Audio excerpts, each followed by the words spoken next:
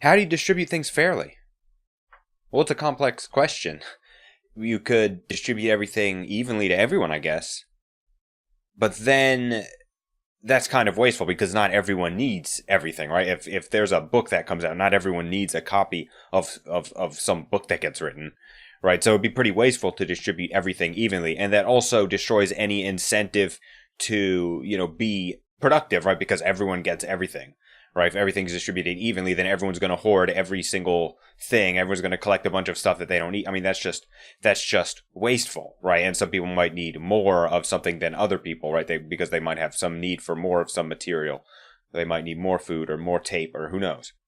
Who knows what supply they might need more of. So how do you distribute everything fairly, to each according to his need or whatever, to from each according to their ability, each according to their need, right? That suggests that you need some central authority deciding who gets what. And of course that's flawed, right? Because that's very susceptible to tyranny, right? How does the government know? How's the government going to know what everyone needs? How much of everything everybody needs? Do you I guess you could have a direct democracy and have everyone vote on what they think everyone needs, who needs what.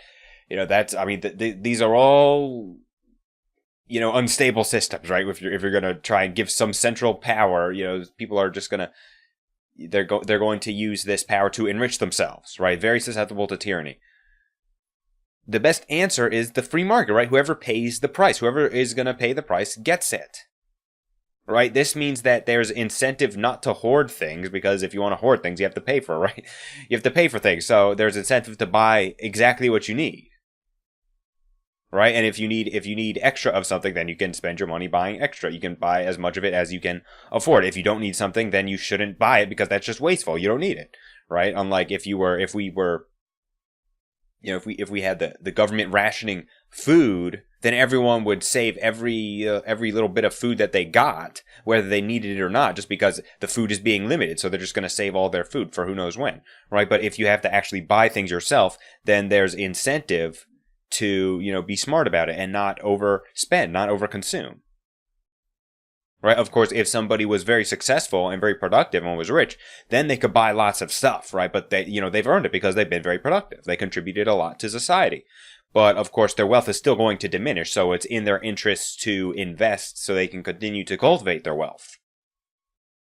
And even best of all is, if you don't like how things are being distributed, maybe somebody is unable to afford the healthcare they need. Well, you can step in and buy them their healthcare. Right? You can start your own charity where you buy healthcare for people who need healthcare.